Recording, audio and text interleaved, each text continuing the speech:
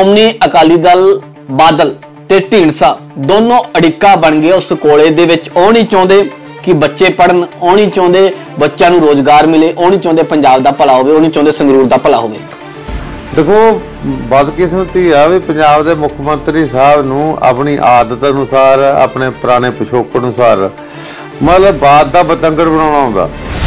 Highway जाम किया, Ambala highway Delhi highway वो जाम किया, ट्रक ऑपरेटर ਵੱਲੋਂ भी हड़ताल की जा रही है। लगातार पंजाब सरकार के खिलाफ भी नारेबाजी की जा रही। किवें देखते हो सारे मसले नूं? ते एक दूसरे पासों उधर भारत जोड़ो यात्रा भी होनी उस रस्ते। सरकार तो ऐ समझती है भी कहीं चुप करके दल वट के काम सर जाएगा। सरकार लैंड माफिया की मदद है, शराब माफिया की मदद है। पर जो उन्होंने सवाल पूछे सीधे तौर पर तुहाडे उपर सवाल खड़े कर देंगे कि तुहाडा साबका विधायक हैगा ते तुहाडे समय दे विच सारियां परमिशनां जिहड़ियां मिलियां सीगीयां। बीते दिन बयान निकल के सामने आते कि पंजाबियों का खून चिट्टा हो गया। की समझते हो इस बयान के मायने की है तो इशारा की कर रहे हैं? सफेद खून मतलब पंजाबियों का कहते सफेद खून तो आप पार्टी के लीडर का हो गया, मंत्रियों का हो गया, मुख्यमंत्री साहब का हो गया, इन्हों के 92 विधायकों का सफेद खून हो गया। जो सफेद खून ना होंदा तो ये पंजाबी के लोगों ने सत्ता दी चाबियां तो इन्हों के हवाले कीतियां सी। तुसीं की सोचदे कि वाकया ही फायदा होया कांग्रेस पार्टी नूं भारत जोड़ो यात्रा का पंजाब दे विच फायदा होगा उस चीज़ दे नाल? नवीं ब्योली लड़की नूं नवा ब्याह होया हुंदा नंद घुमा के लियाउंदी है पिंड दे विच चारे पासे। हुण राहुल गांधी नूं कांग्रेसी सारे हिंदुस्तान च घुमा के दिखा रहे ने हिंदुस्तान का वातावरण, सुभाव, संस्कृति। चलो जिवें कहना देर आए दुरुस्त आए। भारत जोड़ो यात्रा की थां ते कांग्रेस जोड़ो यात्रा कर लैंदे तां ज़्यादा चंगा होना सी। भारत का पहले ही कांग्रेसी ना तंज कर देंगे श्रोमणी अकाली दल नूं लैके कि सुखबीर सिंह बादल नूं एक पंजाब विच यात्रा कर लेनी चाहिए इहो जी, क्योंकि किते ना किते रिवाइवल दी श्रोमणी अकाली दल नूं भी जरूरत हैगी है पंजाब दे विच। ते सुखबीर सिंह बादल तां यात्रा करे जे वो कदे बाहरों आया होवे। सुखबीर सिंह बादल तां पंजाब दा कोई ऐसा पिंड नहीं होना जिहड़े पिंड दे विचों ना गया होवे। पंजाब दे विच माहौल तनावपूर्ण बनया होया ते बीते दिन भगवंत मान पंजाब के मुख्य मंत्री एक प्रेस कॉन्फ्रेंस करते जिस दे विच सीधे तौर पर श्रोमणी अकाली दल बादल ते ढींडसा परिवार नूं जिम्मेवार दसदे है कि जिहड़ा मस्तूआना साहब विखे मैडिकल कॉलेज आ वो नहीं बन रहा क्योंकि एक कानूनी दापेच खेड रहा।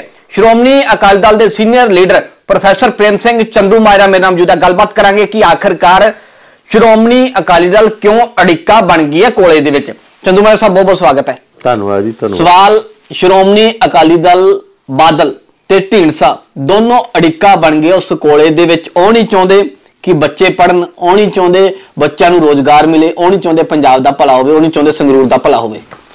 देखो बदकिस्मती आ भी पंजाब के मुख मंत्री साहब नूं अपनी आदत अनुसार अपने पुराने पिछोकड़ अनुसार मतलब बात का बतंगड़ बनाना आउंदा।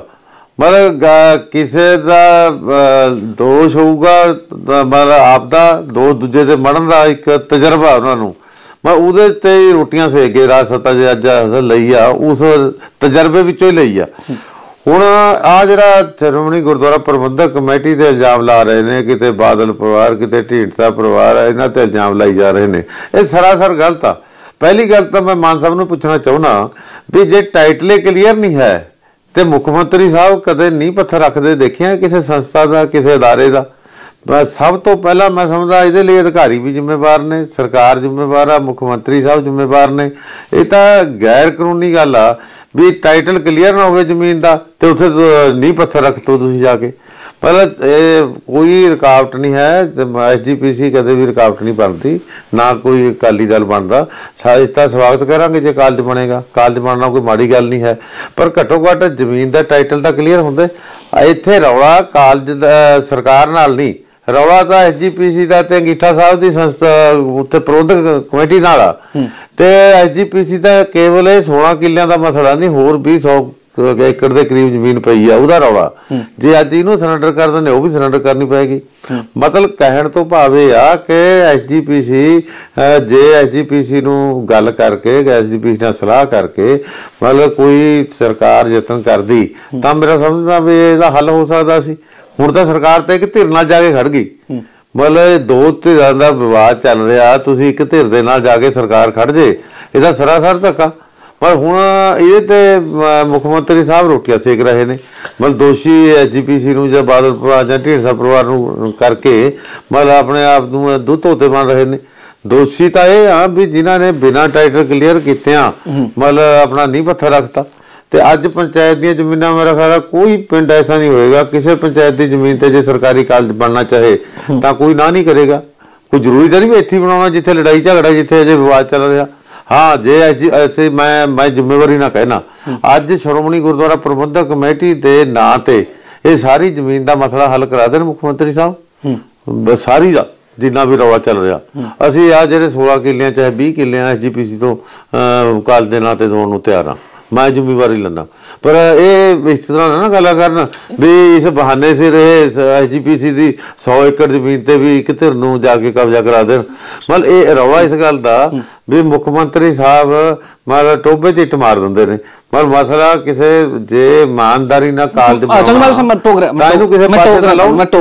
मैं मसला जानना चाहना आखिरकार वो 116 किले जमीन का मसला है कि मसला तो असल च ਜਿਹੜੀਆਂ SGPC ਦੀਆਂ ਬਹੁਤ ਸਾਰੀਆਂ ਜ਼ਮੀਨਾਂ ਨੇ ਜਿਨ੍ਹਾਂ ਦਾ ਕਿਸੇ ਵਿਅਕਤੀਆਂ ਨਾਲ ਕਿਸੇ ਪਰਿਵਾਰਾਂ ਨਾਲ ਕਈ ਟਰਸਟਾਂ ਨਾਲ ਝਗੜੇ ਚੱਲ ਰਹੇ ਨੇ। ਗੁਰਦੁਆਰਾ ਅੰਗੀਠਾ ਸਾਹਿਬ ਦਾ ਮਸਤੂਆਣਾ ਸਾਹਿਬ ਦਾ ਵੀ ਬਹੁਤ ਅੱਜ ਦਾ ਨਹੀਂ ਇਹ ਝਗੜਾ ਬੜੇ ਲੰਬੇ ਸਮੇਂ ਦਾ ਝਗੜਾ ਚੱਲ ਰਿਹਾ ਇਹਨਾਂ ਦਾ। मतलब ਅਸੀਂ ਕਹਿੰਦੇ ਆ ਵੀ ਜੇ ਅਜੇ ਝਗੜਾ ਚੱਲ ਰਿਹਾ ਇਸ ਵਿਵਾਦ ਦੇ ਵਿੱਚ ਸਰਕਾਰ ਨੂੰ ਇੱਕ ਧਿਰ ਕਿਉਂ ਬਣਨਾ ਚਾਹੀਦਾ। ਸਰਕਾਰ ਇੱਕ ਧਿਰ ਦੇ ਨਾਲ ਕਿਉਂ ਖੜੀ ਆ। ਸਰਕਾਰ ਜੇ ਇਹ ਟਾਈਟਲ ਕਲੀਅਰ ਹੁੰਦਾ ਤਾਂ ਜੀ ਸਦਕੇ ਬਣਾਉਂਦੀ। ਅੱਜ ਵੀ SGPC ਦੇ ਨਾਂ ਤੇ ਹੋ ਜੇ ਅਸੀਂ ਜ਼ੋਰ ਲਾ ਕੇ SGPC ਨੂੰ ਕਹਾਂਗੇ ਵੀ ਤੁਸੀਂ ਕਾਲ ਦੇ ਨਾਂ ਤੇ ਇੰਨੀ ਜ਼ਮੀਨ ਦੇ ਦਿਓ SGPC ਕਦੇ ਨਾ ਨਹੀਂ ਕਰੇਗੀ। ਜੇ SGPC ਦੇ ਸੂਬੇ ਦੇ ਵਿੱਚ ਹਰਿਆਣੇ ਦੇ ਵਿੱਚ ਮੈਡੀਕਲ ਕਾਲਜ ਬਣਾ ਸਕਦੀ ਆ ਸਕੂਲ ਬਣਾ ਸਕਦੀ ਆ ਹੋਰ ਆਰਟਸ ਕਾਲਜ ਦੂਜੇ ਇੰਜੀਨੀਅਰਿੰਗ ਕਾਲਜ ਬਣਾ ਸਕਦੀ ਆ ਤੇ ਫਿਰ SGPC ਨੂੰ ਆ 16 ਏਕੜ ਦੇ ਵਿੱਚ ਕੀ ਹਰਜਾ ਦੇ ਦੇਣਗੇ। ਜੇ ਕਰੋਨਾ ਦੇ ਦੌਰਾਨ ਹੜ੍ਹਾਂ ਦੇ ਦੌਰਾਨ ਹੋਰ ਮਹਾਮਾਰੀਆਂ ਦੇ ਦੌਰਾਨ ਮਤਲਬ SGPC ਲੋਕ ਭਲਾਈ ਦੇ ਕੰਮ ਕਰ ਸਕਦੀ ਆ ਤਾਂ ਕਾਲਜ ਬਣਾਉਣ 'ਚ ਜ਼ਮੀਨ ਦੇਣ 'ਚ SGPC ਤਾਂ ਕੋਈ ਘੱਟੋ ਘੱਟ ਇਹਦਾ ਜਿਹੜੀ ਟੋਟਲ ਜ਼ਮੀਨ ਦਾ ਮਸਲਾ ਇਹਦੇ ਘੱਟੋ ਘੱਟ ਮਾਲਕੀ ਤਾਂ ਡਿਕਲੇਅਰ ਕਰੋ। ਮਾਲਕੀ ਦਾ ਹੱਕ ਤਾਂ ਮੰਨਣ SGPC ਦਾ। ਇਹ ਤਾਂ ਮਤਲਬ ਰੌਲਾ ਸਾਹੇ ਦੀ ਨਹੀਂ ਪੈਸੇ ਦੀ ਆ। ਮਤਲਬ ਰੌਲਾ ਤਾਂ ਇਸ ਗੱਲ ਦਾ ਵੀ SGPC ਨੂੰ ਧਿਰੇ ਨਹੀਂ ਮੰਨ ਰਹੀ ਸਰਕਾਰ। SGPC ਨੂੰ ਦਰਕਨਾਰ ਕਰਕੇ ਸਰਕਾਰ ਮਤਲਬ ਆਪਣੀ ਸ਼ਕਤੀ ਦਾ ਨਾਲ ਕਿਸੇ ਦੀ ਜ਼ਮੀਨ ਤੇ ਕਬਜ਼ਾ ਕਰੇ ਉਹ ਤਾਂ ਬਰਦਾਸ਼ਤ ਨਹੀਂ ਨਾ ਹੋ ਸਕਦਾ।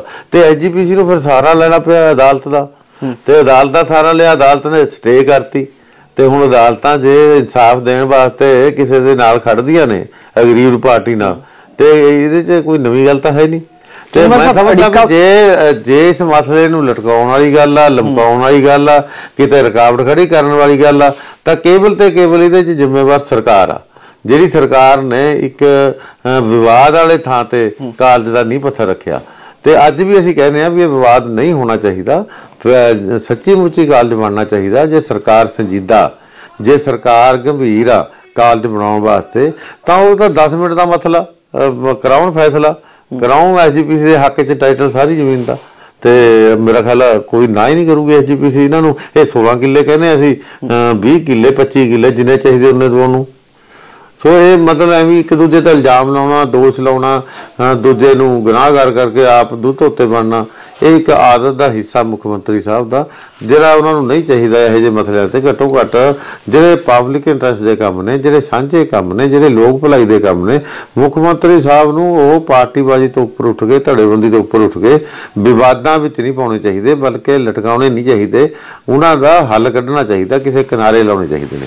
ਚੰਦੂਮਾਜਰਾ ਸਾਹਿਬ ਇੱਕ ਪੰਜਾਬ ਦੇ ਵਿੱਚ ਜੇਕਰ ਆਪਾਂ ਗੱਲ ਕਰੀਏ ਤਾਂ ਰੋਡ ਹਾਈਵੇ ਜਾਮ ਕੀਤਾ ਅੰਬਾਲਾ ਹਾਈਵੇ ਦਿੱਲੀ ਹਾਈਵੇ ਉਹ ਜਾਮ ਕੀਤਾ ਟਰੱਕ ਆਪਰੇਟਰਾਂ ਵੱਲੋਂ ਵੀ ਹੜਤਾਲ ਕੀਤੀ ਜਾ ਰਹੀ ਹੈਗੀ। ਲਗਾਤਾਰ ਪੰਜਾਬ ਸਰਕਾਰ ਦੇ ਖਿਲਾਫ ਵੀ ਨਾਅਰੇਬਾਜ਼ੀ ਕੀਤੀ ਜਾ ਰਹੀ। ਕਿਵੇਂ ਦੇਖਦੇ ਹੋ ਸਾਰੇ ਮਸਲੇ ਨੂੰ ਤੇ ਇੱਕ ਦੂਸਰੇ ਪਾਸੇ ਉਧਰ ਭਾਰਤ ਜੋੜੋ ਯਾਤਰਾ ਵੀ ਹੋਣੀ ਉਸੇ ਰਸਤੇ। ਦੇਖੋ ਗੱਲ ਇਹ ਆ ਜਿਹੜੀ ਨਾ ਸਰਕਾਰ ਆ ਇਹ ਬਿਲਕੁਲ ਲਾਪਰਵਾਹ ਬਿਲਕੁਲ ਇਹਨੂੰ ਲੋਕਾਂ ਦਾ ਧਿਆਨ ਹੀ ਨਹੀਂ।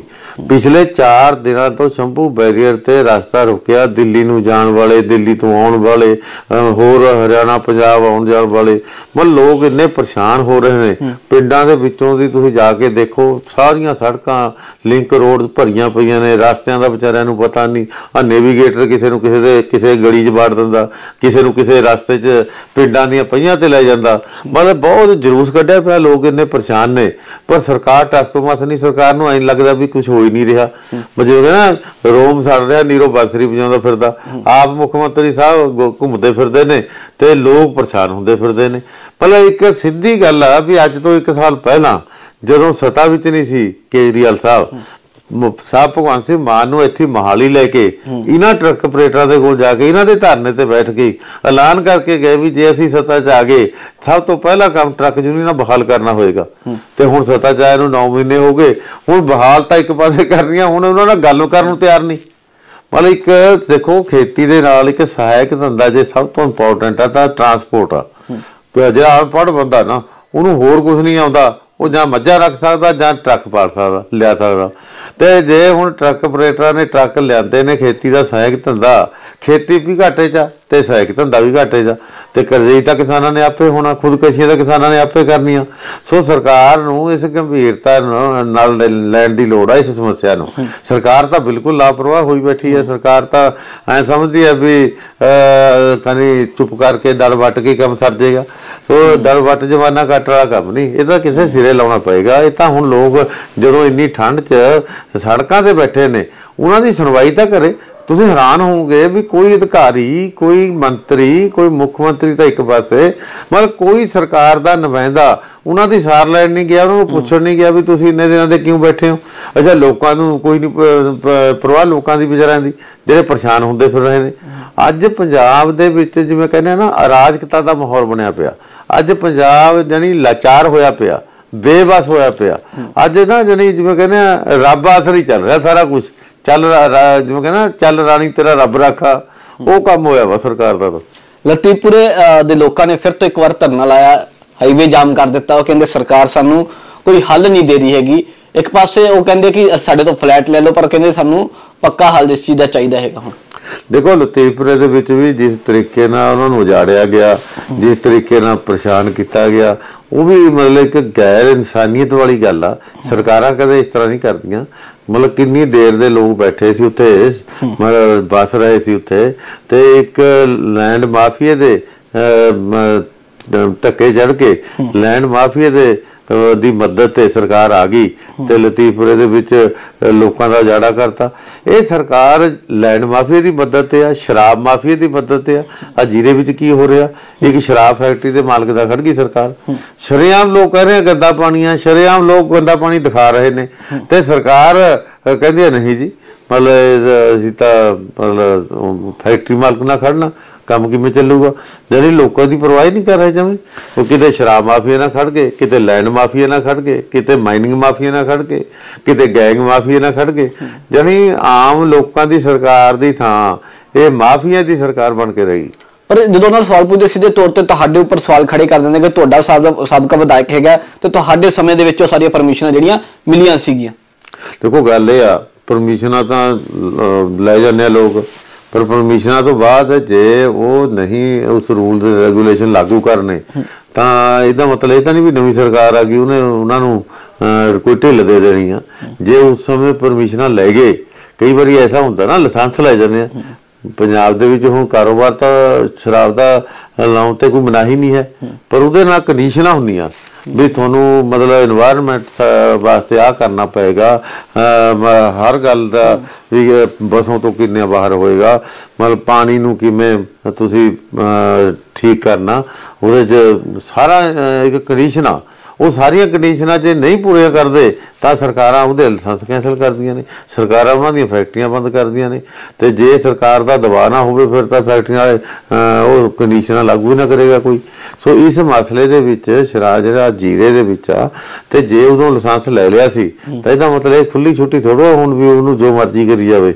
ਤੇ ਜੇ ਉਹ ਕੰਡੀਸ਼ਨਾਂ ਪੂਰੀਆਂ ਨਹੀਂ ਕਰਦਾ ਤਾਂ ਸਰਕਾਰ ਅੱਜ ਦੀ ਡਿਊਟੀ ਹੈ ਉਹ ਕੰਡੀਸ਼ਨਾਂ ਪੂਰੀਆਂ ਕਰਾਵੇ।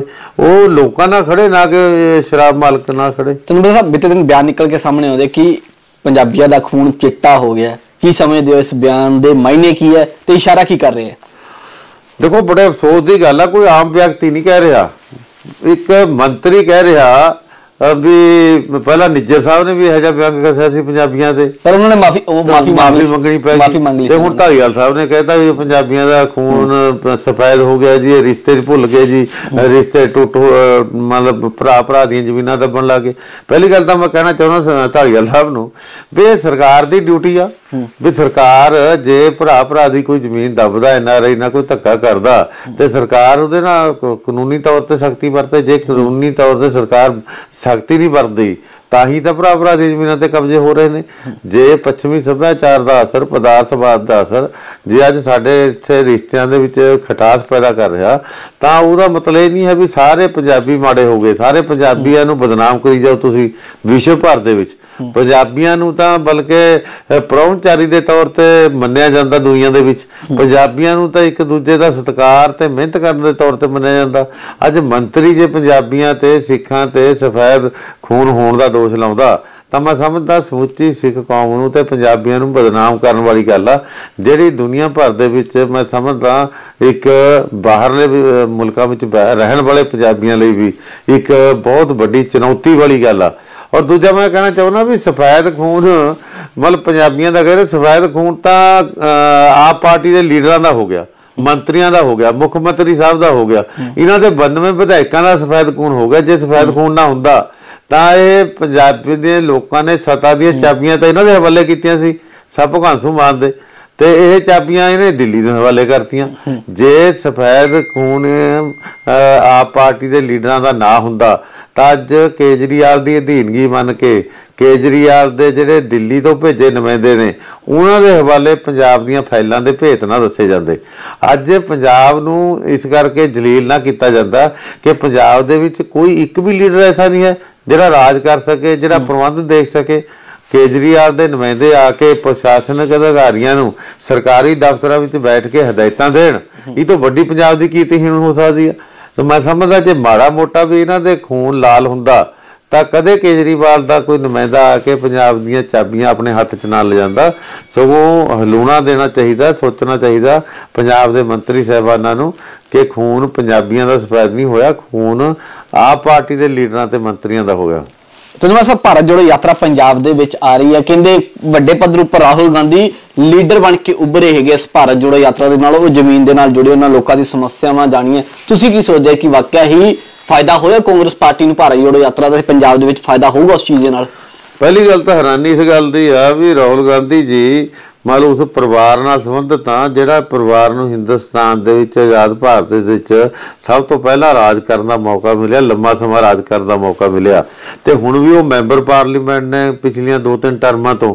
ਤੇ ਅੱਜ ਭਾਰਤ ਦੇ ਲੋਕਾਂ ਦੀਆਂ ਸਮੱਸਿਆਵਾਂ, ਭਾਰਤ ਦੇ ਲੋਕਾਂ ਦੀ ਸੰਸਕ੍ਰਿਤੀ, ਭਾਰਤ ਦੇ ਲੋਕਾਂ ਨੂੰ ਜਾਣਨ ਵਾਸਤੇ ਰਾਹੁਲ ਗਾਂਧੀ ਜੀ ਹੁਣ ਪਤਾ ਲੱਗਿਆ ਉਹਨਾਂ ਨੂੰ। ਹੁਣ ਉਹ ਹਿੰਦੁਸਤਾਨ ਦੇ ਵਿੱਚ ਹੁਣ ਘੁੰਮ ਕੇ ਆਏ ਨੇ। ਹੁਣ ਜਿਵੇਂ ਨਵੀਂ ਵਿਆਹਲੀ ਲੜਕੀ ਨੂੰ ਨਵਾਂ ਵਿਆਹ ਹੋਇਆ ਹੁੰਦਾ, ਨੰਦ ਘੁਮਾ ਕੇ ਲਿਆਉਂਦੀ ਆ ਪਿੰਡ ਦੇ ਵਿੱਚ ਚਾਰੇ ਪਾਸੇ, ਹੁਣ ਰਾਹੁਲ ਗਾਂਧੀ ਨੂੰ ਕਾਂਗਰਸੀ ਸਾਰੇ ਹਿੰਦੁਸਤਾਨ 'ਚ ਘੁਮਾ ਕੇ ਦਿਖਾ ਰਹੇ ਨੇ ਹਿੰਦੁਸਤਾਨ ਦਾ ਵਾਤਾਵਰਨ, ਸੁਭਾਅ, ਸੰਸਕ੍ਰਿਤੀ। ਚਲੋ ਜਿਵੇਂ ਕਹਿੰਦਾ ਦੇਰ ਆਏ ਦਰੁਸਤ ਆਏ, ਰਾਹੁਲ ਗਾਂਧੀ ਜੀ ਨੂੰ ਬੜੀ ਦੇਰ ਬਾਅਦ ਹਿੰਦੁਸਤਾਨ ਦੇ ਲੋਕਾਂ ਦੀ ਸੰਸਕ੍ਰਿਤੀ ਤੇ ਸੁਭਾਅ ਦਾ, ਸੱਭਿਆਚਾਰ ਦੀ ਜਾਣਕਾਰੀ ਪਤਾ ਲੱਗੀ ਆ। ਹੁਣ ਦੇਖਦੇ ਆ ਕਿ ਸੱਭਿਆਚਾਰ ਜਾਣ ਤੋਂ ਬਾਅਦ ਉਹ ਕੀ ਕਰਨਗੇ। ਪਰ ਰਾਹੁਲ ਗਾਂਧੀ ਜੀ ਦੀ ਭਾਰਤ ਜੋ ਯਾਤਰਾ ਜਿਹੜੀ ਆ ਉਹਦੇ ਤੇ ਆਮ ਤੌਰ ਤੇ ਵਿਅੰਗਬਾਜ਼ੀ, ਆਮ ਤੌਰ ਤੇ ਕਟਾਸ ਜਿਹੜੇ ਕਸੇ ਗਏ ਨੇ ਉਹ ਇਹੀ ਕਸੇ ਗਏ ਨੇ ਕਿ ਭਾਰਤ ਜੋੜੋ ਯਾਤਰਾ ਦੀ ਥਾਂ ਤੇ ਕਾਂਗਰਸ ਜੋੜੋ ਯਾਤਰਾ ਕਰ ਲੈਂਦੇ ਤਾਂ ਜ਼ਿਆਦਾ ਚੰਗਾ ਹੋਣਾ ਸੀ। ਭਾਰਤ ਦਾ ਪਹਿਲਾਂ ਇੱਕ ਆ, ਭਾਰਤ ਦੀ ਤਾਂ ਖੂਬਸੂਰਤੀ ਹੋਏ ਆ, ਭਾਰਤ ਦੇ ਤਾਂ ਅੱਜ ਇਹ ਖੂਬਸੂਰਤੀ ਲਈ ਗੁਰੂ ਤੇਗ ਬਹਾਦਰ ਸਾਹਿਬ ਨੇ ਸ਼ਹਾਦਤ ਦੇ ਕੇ ਅੱਡ-ਅੱਡ ਧਰਮ, ਅੱਡ-ਅੱਡ ਪਹਿਰਾਵੇ, ਅੱਡ-ਅੱਡ ਸੱਭਿਆਚਾਰ, ਅੱਡ-ਅੱਡ ਜਾਤਾਂ ਸਾਰਿਆਂ ਨੂੰ ਇੱਕ ਮੁਲਕ ਦੇ ਵਿੱਚ ਪਰੋ ਕੇ ਰੱਖਣ ਦੇ ਵਿੱਚ ਇੱਕ ਮਹਾਨ ਇਤਿਹਾਸ ਰਚਿਆ। ਤੇ ਉਹ ਅੱਜ ਜਾਣਕਾਰੀ ਰਾਹੁਲ ਗਾਂਧੀ ਜੀ ਨੂੰ ਜੇ ਮਿਲ ਗਈ ਤਾਂ ਚੰਗੀ ਗੱਲ ਆ। ਕਾਂਗਰਸੀ ਨਾ ਤੰਜ ਕੱਸ ਦਿੰਦੇ ਸ਼੍ਰੋਮਣੀ ਅਕਾਲੀ ਦਲ ਨੂੰ ਲੈ ਕੇ ਕਿ ਸੁਖਬੀਰ ਸਿੰਘ ਬਾਦਲ ਨੂੰ ਇੱਕ ਪੰਜਾਬ ਦੇ ਵਿੱਚ ਯਾਤਰਾ ਕੱਢ ਲੈਣੀ ਚਾਹੀਦੀ ਇਹੋ ਜੀ, ਕਿਉਂਕਿ ਕਿਤੇ ਨਾ ਕਿਤੇ ਰਿਵਾਈਵਲ ਦੀ ਸ਼੍ਰੋਮਣੀ ਅਕਾਲੀ ਦਲ ਨੂੰ ਵੀ ਜ਼ਰੂਰਤ ਹੈਗੀ ਹੈ ਪੰਜਾਬ ਦੇ ਵਿੱਚ। ਇਹ ਸੁਖਬੀਰ ਸਿੰਘ ਬਾਦਲ ਤਾਂ ਯਾਤਰਾ ਕਰੇ ਜੇ ਉਹ ਕਦੇ ਬਾਹਰੋਂ ਆਇਆ ਹੋਵੇ। ਸੁਖਬੀਰ ਸਿੰਘ ਬਾਦਲ ਤਾਂ ਪੰਜਾਬ ਦਾ ਕੋਈ ਐਸਾ ਪਿੰਡ ਨਹੀਂ ਹੋਣਾ ਜਿਹੜੇ ਪਿੰਡ ਦੇ ਵਿੱਚ ਉਹ ਨਾ ਗਿਆ ਹੋਵੇ, ਜੇ ਕੋਈ ਐਸਾ ਇਲਾਕਾ ਨਹੀਂ ਹੋਣਾ ਜਿੱਥੇ ਉਹ ਨਹੀਂ ਗਿਆ ਹੋਵੇ। ਤੇ ਉਹਨਾਂ ਨੂੰ ਇਸ ਤਰ੍ਹਾਂ ਜਾਣਕਾਰੀ ਲੈਣ ਲਈ, ਇਸ ਤਰ੍ਹਾਂ ਯਾਤਰਾ ਕਰਨ ਦੀ ਸੁਖਬੀਰ ਸਿੰਘ ਬਾਦਲ ਨੂੰ ਕੀ ਲੋੜ ਆ? ਮੈਂ ਸਮਝਦਾ ਜਿਹੜੇ ਰਹਿੰਦੇ ਲੋਕਾਂ 'ਚ ਨੇ, ਜਿਹੜੇ ਰਹਿੰਦੇ ਪਿੰਡਾਂ 'ਚ ਨੇ, ਜਿਹੜੇ ਰੋਜ਼ ਯਾਤਰਾ ਤੇ ਰਹਿੰਦੇ ਨੇ, ਇੱਥੇ ਯਾਤਰਾ ਤਾਂ ਰਾਹੁਲ ਗਾਂਧੀ ਵਰਗਿਆਂ ਨੂੰ ਲੋੜ ਆ ਜਿਨ੍ਹਾਂ ਨੇ ਕਦੇ ਹਿੰਦੁਸਤਾਨ ਦੇਖਿਆ ਨਹੀਂ ਸੀ। बहुत बहुत शुक्रिया चंदू माजरा साहब। Okay, thank you. ਤੇ ਸਨ ਪ੍ਰੇਮ ਸਿੰਘ ਚੰਦੂ ਮਾਜਰਾ ਜੋ ਸਿੱਧੇ ਤੌਰ ਤੇ ਕਹਿ ਰਹੇ ਨੇ ਕਿ ਸੁਖਬੀਰ ਸਿੰਘ ਬਾਦਲ ਨੂੰ ਯਾਤਰਾ ਦੀ ਲੋੜ ਨਹੀਂ ਤੇ ਹੋਰ ਪੰਜਾਬ ਦੇ ਮਸਲੇ ਲਤੀਫਰ ਵਾਲੇ ਮਸਲੇ ਉੱਪਰ ਸਿੱਧੇ ਤੌਰ ਤੇ ਸਰਕਾਰ ਨੂੰ ਵੀ ਘੇਰਦੇ ਹੋਏ ਦਿਖਾਈ ਦਿੱਤੇ। ਕੈਮਰਾ ਪਰਸਨ ਪ੍ਰੀਤਮ ਦੇ ਨਾਲ ਆਸ਼ੂ ਅਨੇਜਾ, ਲਿਬਰਲ ਟੀਵੀ, ਮੋਹਾਲੀ।